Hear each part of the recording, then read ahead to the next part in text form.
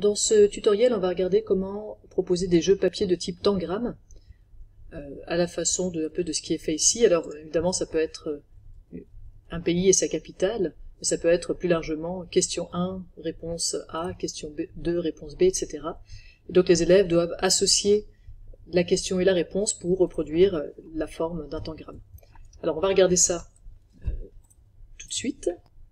La première chose à faire, ce sera de choisir une image qui vous plaise, et puis en évitant si possible les angles, comme par exemple ici, parce que on ne pourra pas associer les deux tuiles avec une question et une réponse qui se font face. Donc simplement, à part éviter les angles, il n'y a pas tellement d'autres discriminations. Donc prenons par exemple cette image, je vais l'enregistrer.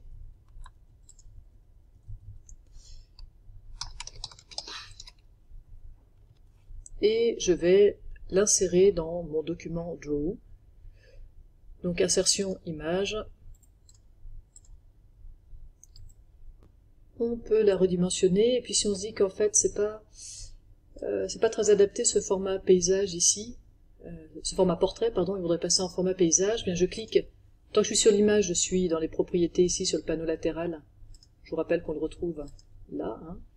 Je suis sur les propriétés de l'image, si je clique ailleurs, je suis sur les propriétés de la page, et je peux ici choisir paysage.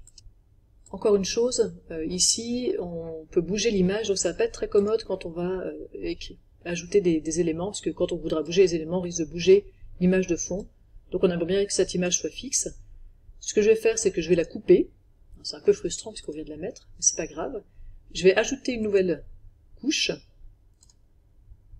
que je vais appeler couche 4, ça me va très bien. Je vais coller mon image sur cette couche, puisque c'est la couche 4 qui est sélectionnée au moment où je colle l'image. Cette image appartient à la couche 4, et je vais verrouiller la couche 4. Voilà, mon image est maintenant fixée, et en fait, plus globalement, cette couche est fixée, je ne peux plus rien y rajouter. Donc je reviens sur la première couche, la couche mise en page, et là, je vais pouvoir ajouter des choses. Alors, mettons qu'on veuille écrire, par exemple, question 1 avec la réponse C. Je vais écrire question 1. Et puis je vais bien me mettre à un endroit pour que ce soit bien clair. Alors, vous pourriez même mettre des petits rectangles hein, pour être sûr que c'est bien associé au bon endroit. Mais pour principe, il n'y a pas trop de problème. Donc la question 1 va aller avec la réponse C. Donc je fais CTRL-C, CTRL-V, et je mets la réponse de l'autre côté. Alors, il y a une chose que je pourrais avoir envie de faire, c'est de mettre ma réponse dans l'autre sens. Donc ça, pas de problème, hein, je clique sur mon document, sur ma zone de texte, et dans les propriétés de cette zone de texte, je peux lui faire effectuer une rotation. Alors je peux aussi le faire à la main, il suffit que je clique une fois sur un coin, comme ça, et je peux tourner à la main. Le problème, c'est que parfois on vise pas très juste, donc autant utiliser cette zone où on peut noter les degrés, puisqu'on sait que si on veut retourner, il faut faire 180 degrés. Alors je vois que tout ça est un peu grand, donc je vais sélectionner mes deux zones de texte, et je vais mettre par exemple 14, et ensuite remettre des choses.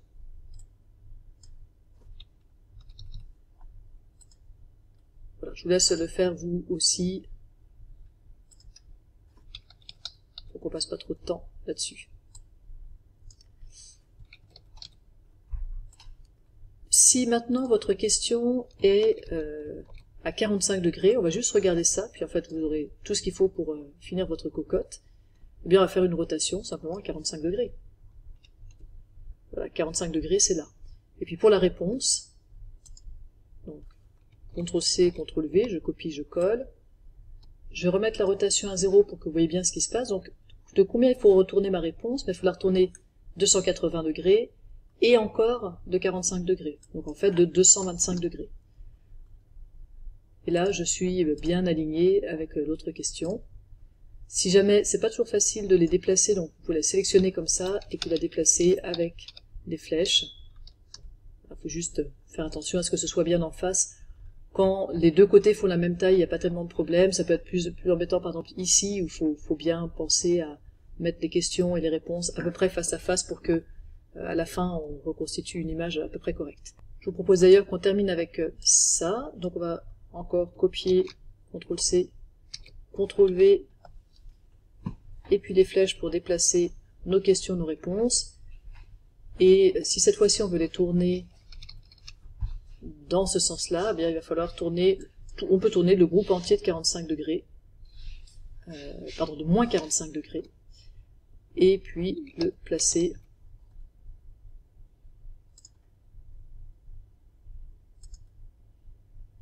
peut-être qu'en resélectionnant les deux, on arrive à les déplacer, mais voilà, c'est peut-être plus simple. Il n'y a plus qu'à compléter pour chaque côté qui se touche. Vous avez tout ce qu'il faut pour le faire. Bon travail!